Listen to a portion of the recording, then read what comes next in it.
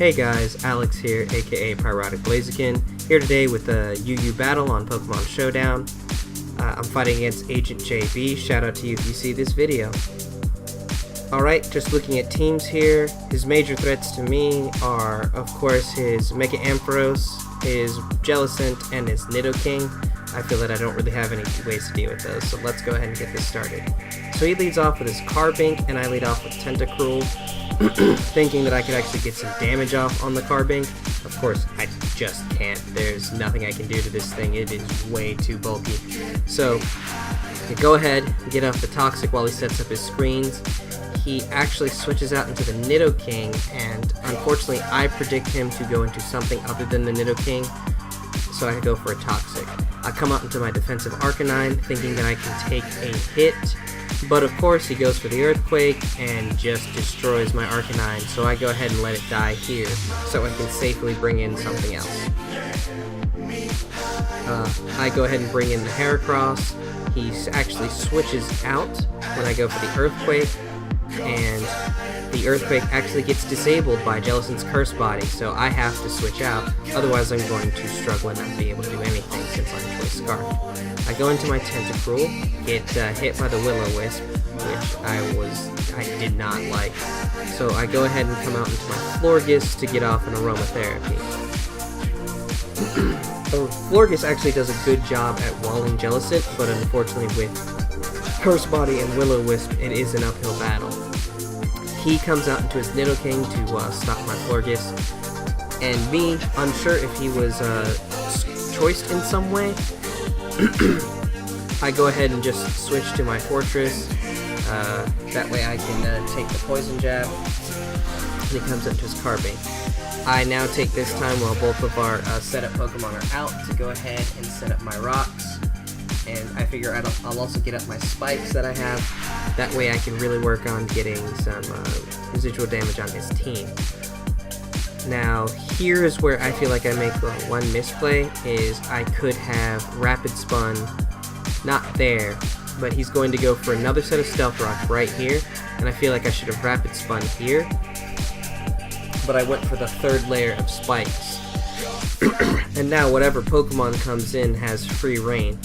And for those of you who don't know, Mega Ampharos has Mold Breaker, so if he OHKO'd me, then I would not have been able to get rid of these Stealth Rocks, except for with Tentacruel, which might not have worked out. So here, I actually go for the Explosion, but of course his T-Bolt gets the Para, and I get fully paralyzed, so I'm not even able to try to take down the Mega Ampharos with me. I bring in my Florges, being the special wall that it is, and I figure just go for the Moonblast, try to take out the Ampharos as quickly as possible. Right here when he goes for the next Thunderbolt, I go ahead and get off a Wish. That way when this fight ends, I can end with a decent amount of HP.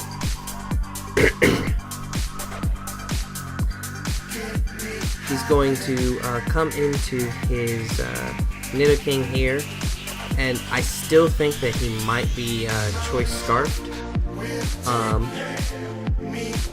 just because he didn't do as much damage to my Arcanine, so I figured he might be Choice Scarfed to get off the extra amount of speed.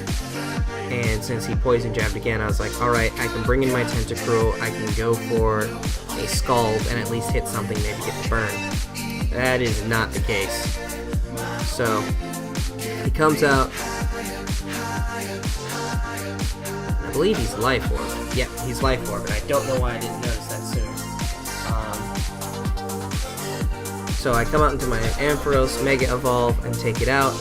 Of course, Porygon Z, there's no reason for me to switch, because Mega Ampharos can't switch into anything safely at 9%. So I go ahead and let it die, and I bring in my Heracross, go for the close combat, not trying to miss any attacks here.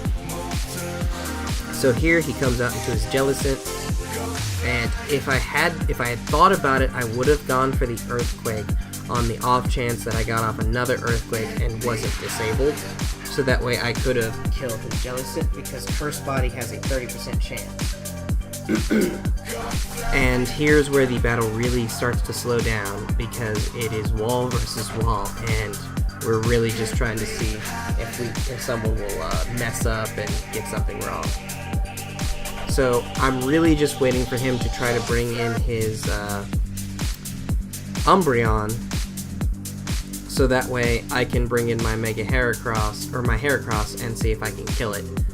And he goes ahead and brings in his Umbreon. Now what he doesn't know is that my Heracross is actually Guts Choice Scarf, so that way I can come into something like a Toxic or a Will-O-Wisp and then start to wreck face.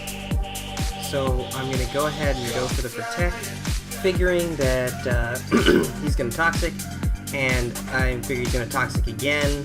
Go ahead and get the Guts boost on my Heracross. Now, here I go for the Mega Horn. Not playing any games again, just trying to take out his Umbreon.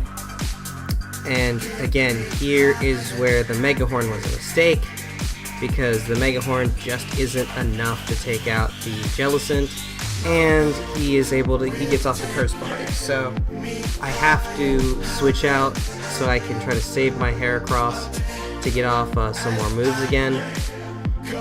And pretty much the goal here for me is to try to knock down his special attack low enough to where if he makes the mistake of burning my Heracross, it makes it that much easier for me to take out, and hopefully I don't get hit by Curse Body and attempt to save him.